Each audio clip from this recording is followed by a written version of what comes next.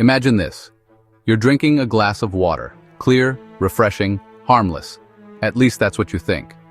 But what if I told you that in every sip, there could be invisible shards of plastic entering your body? Tiny particles that slip past your defenses, travel through your blood, and may quietly poison your heart. This is not science fiction. It's not a distant future scenario. It's happening now, right inside us. Welcome to a journey into one of the most disturbing scientific discoveries of our time. How the plastic we use every single day might be slowly, silently, breaking our hearts. Literally. Let's start with the big picture. We live in the age of plastic. Since mass production began in the 1950s, humans have created over 9 billion tons of plastic. To put that in perspective, that's more than 1 ton for every single person alive today. Plastic is everywhere. It's in your toothbrush, your clothes, your phone, your food packaging, your car, your cosmetics. It has revolutionized medicine, transportation, and technology.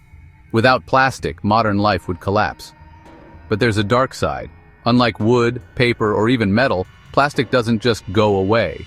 It doesn't biodegrade in a human timescale. Instead, it breaks down into smaller and smaller pieces until it becomes invisible. These fragments are called microplastics when they're smaller than 5 millimeters, and nanoplastics when they're so tiny they can slip through cell membranes. And here's the terrifying part. They are everywhere.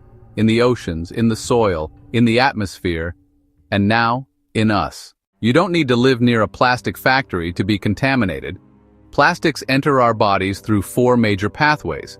Seafood is a major source because fish and shellfish ingest microplastics from polluted waters. But it's not just seafood. Studies found plastics in salt, honey, beer, rice, and even fresh vegetables. Plastic packaging leaches into the food it touches, especially when heated. A 2019 study shocked the world by showing that 93% of bottled water contains microplastics. Tap water isn't safe either. From Europe to North America to Asia, invisible plastic fibers have been detected. Yes, we are literally breathing plastic. Synthetic fibers from clothes, carpets, and car tires float in the air as microscopic dust. Every breath may carry particles deep into the lungs. Skin and consumer products, cosmetics, sunscreens, and lotions often contain microplastic beads. Some can penetrate the skin, others wash off into water and re-enter the cycle. So whether you're eating, drinking, breathing, or even putting on makeup, plastics have a way of sneaking inside. For years, the question was, can these particles actually enter the bloodstream? In 2022, Dutch scientists gave us the chilling answer. They tested human blood samples and found microplastics in nearly 80% of participants. Think about that.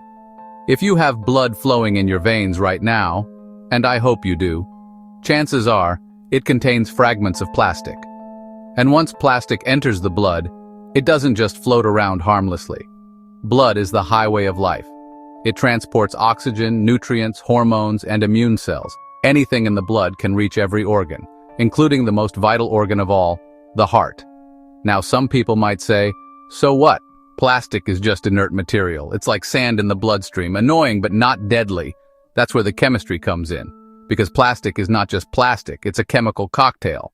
Phthalates, used to make plastics flexible. They are known endocrine disruptors, messing with hormones like estrogen and testosterone, linked to infertility, obesity, and cancer. Bisphenols, BPA and cousins, make plastics hard and transparent. They too disrupt hormones and have been associated with heart disease. PFAS, forever chemicals, often added to plastics for water and stain resistance. They don't break down in the environment or the human body. Studies link them to liver damage, immune dysfunction, and cardiovascular problems. Flame retardants, colorants, stabilizers, all sorts of additives that may leach out once inside the body.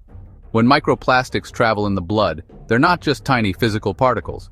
They are like toxic Trojan horses, carrying a payload of chemicals that can interact with human cells. Why is the heart particularly vulnerable? First, because the heart is a muscle that never rests.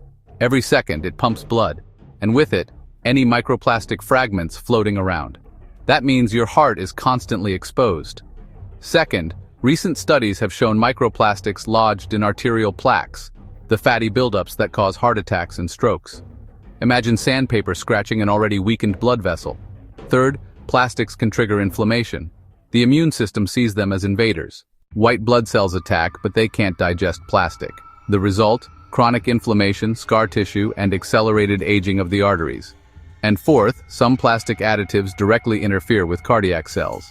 They disrupt calcium signaling, the very process that makes your heart beat.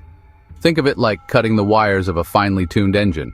What makes this especially scary is that you won't feel it right away. Plastic poisoning doesn't give you a rash or an immediate fever. It's a silent killer. Over years, the constant exposure increases the risk of hypertension, high blood pressure, atherosclerosis, hardening of the arteries, arrhythmias, irregular heartbeats, heart attacks, and strokes. In fact, a 2023 study found that people with higher microplastic levels in their bloodstream had significantly greater risk of cardiovascular disease. It's like smoking, but invisible. You might wonder, how do scientists even know all this? After all, these particles are microscopic. The answer lies in advanced tools like Raman spectroscopy and mass spectrometry, used to detect the chemical fingerprints of plastics in blood and tissue. Electron microscopes, to physically visualize microplastics lodged in cells. Animal studies. Mice exposed to microplastics show heart tissue damage, altered blood chemistry, and increased mortality. But the most groundbreaking are the human autopsy studies. In 2023, Italian researchers examined cardiac tissue of deceased individuals and found microplastics in the actual heart muscle. Yes, not just in the blood, but embedded in the heart itself. So let's recap what we've learned so far. Plastics are everywhere, and they enter our bodies daily. They circulate in the bloodstream, carrying toxic chemicals. The heart is particularly vulnerable. Emerging evidence shows a direct link between microplastics and heart disease. In early 2025, scientists published a series of groundbreaking studies. One of them, conducted across multiple hospitals in Europe, analyzed blood samples from patients who had suffered heart attacks. What they found was astonishing. Patients with higher concentrations of microplastics in their blood were 40% more likely to have experienced a severe cardiac event. Plastic fragments were physically detected in atherosclerotic plaques, the very clogs that choke arteries and trigger strokes. Another study from Asia used advanced imaging to trace nanoplastics in living patients. The scans revealed these particles accumulating in the coronary arteries, narrowing the vessels that supply blood to the heart. The message is loud and clear. Microplastics are not innocent bystanders. They are active participants in cardiovascular disease. So how does a particle of plastic actually damage your heart? Let's break it down into three main mechanisms. Inflammation. Your immune system sees microplastics as invaders. White blood cells try to engulf and destroy them, but since plastics are indestructible, the cells eventually burst. This releases enzymes and reactive oxygen species that inflame surrounding tissues. Chronic inflammation stiffens arteries and weakens the heart. Oxidative stress. Plastics generate free radicals, unstable molecules that attack DNA, proteins, and cell membranes. In the heart, oxidative stress damages cardiomyocytes, the muscle cells responsible for pumping blood. Over time, this can lead to arrhythmias and heart failure. Endocrine disruption. Remember the additives like phthalates and bisphenols? They mimic or block natural hormones. Hormones like estrogen and thyroid hormones regulate heart rate, cholesterol, and blood pressure. By interfering with these signals, plastic chemicals destabilize the entire cardiovascular system. It's a perfect storm. Inflamed arteries, stressed cells, disrupted hormones. Together, they create the conditions for one of humanity's deadliest killers, cardiovascular disease. If all this sounds eerily familiar, that's because history has seen this pattern before. Think of asbestos. For decades, it was hailed as a miracle material. Fireproof, durable, cheap. Only later did we discover it caused lung cancer and mesothelioma. By then, millions were already exposed. Or consider leaded gasoline. It powered the 20th century, but it poisoned entire generations with lead particles that impaired brain development and triggered heart disease. Plastic might be the asbestos of the 21st century, a material once seen as miraculous, now revealed as deadly. The difference? Its reach is even broader. Asbestos mostly affected workers. Lead mostly affected children and urban residents. But plastic? It touches every human on Earth. Science gives us the data, but the reality hits hardest when we look at human stories. Take the case of factory workers in Asia who handle plastic resin daily. Studies show they have significantly higher levels of phthalates in their blood and correspondingly higher rates of hypertension and heart disease, or communities living near plastic waste-burning sites. The smoke they inhale contains micro and nanoplastics, plus toxic additives. Hospital records show elevated heart attack rates compared to national averages. But it's not just distant populations. Everyday consumers are affected too. A young athlete in Europe collapses during training. Doctors discover severe arrhythmias. Blood tests reveal high levels of BPA. The source? Years of drinking protein shakes from plastic bottles. Each story is different, but they all lead back to the same culprit. A material that was supposed to serve us, but is now slowly killing us. Here's the chilling statistic. According to the World Health Organization, cardiovascular disease already kills 17.9 million people every year. Now imagine adding a new invisible risk factor, one that's unavoidable, omnipresent, and increasing every day. Microplastics are not just a personal health issue, they are a public health crisis. They could add millions of preventable deaths to an already staggering toll. And unlike smoking, you can't just quit plastic. You're exposed whether you want it or not. So what are researchers doing to fight back? Detection and monitoring. New blood tests are being developed to measure microplastic levels in real time. Imagine a routine checkup where your doctor tells you not just your cholesterol but also your plastic score. Biomedical research.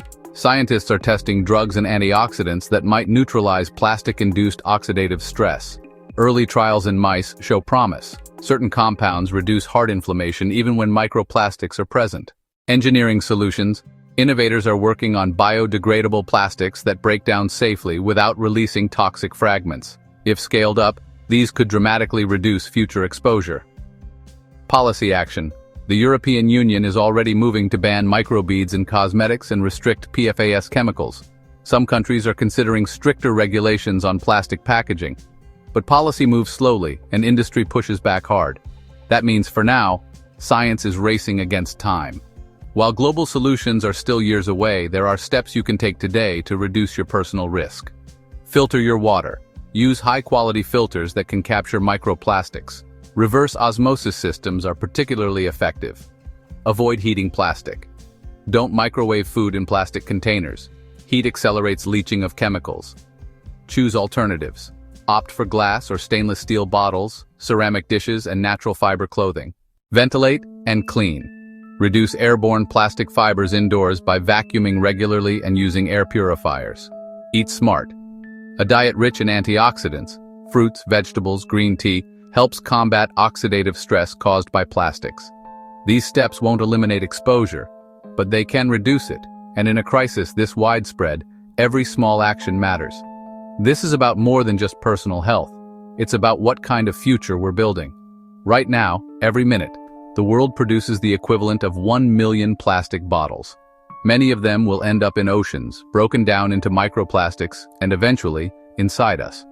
If we continue at this pace, by 2050, there could be more plastic in the oceans than fish. And by then, the average human might be carrying a permanent burden of plastic in every organ, including the heart. We often think of pollution as something out there, something that happens to rivers, forests, or beaches. But the plastic crisis shows us a harsher truth. The environment is not separate from us. What poisons the planet poisons us. So where does this leave us? It leaves us at a crossroads. One path is denial, pretending the problem isn't real or that it's too big to solve. That path leads to a future where heart disease rates climb, where millions die prematurely, and where humanity becomes a species literally made of plastic. The other path is action.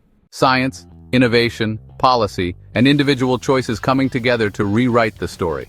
A future where we learn from the mistakes of asbestos, lead, and tobacco, and act before it's too late. Your heart beats about 100,000 times a day. With every beat, it pushes life through your veins. But today, it may also be pushing something else, fragments of the plastic age. We can't go back in time and undo the invention of plastic, but we can decide what comes next. Will plastic remain a miracle material that sustains us? Or will it become the silent killer that defines our downfall? The answer depends on us, on what we demand from industry, from governments, and from ourselves. Because in the end, your heart isn't just yours. It's the front line of a battle that every human on Earth is now fighting. And the question we all must answer is, will we let plastic win? If you found this eye-opening, share it. Spread the word, start the conversation, because the more people understand the danger, the faster we can push for change. And don't forget, This is just one story in the larger saga of humanity's relationship with science, technology, and the environment. If you want more deep dives into the science that shapes our lives, make sure to subscribe, hit that like button, and join me for the next investigation. Until then, take care of yourself, take care of your heart, and think twice about that next piece of plastic.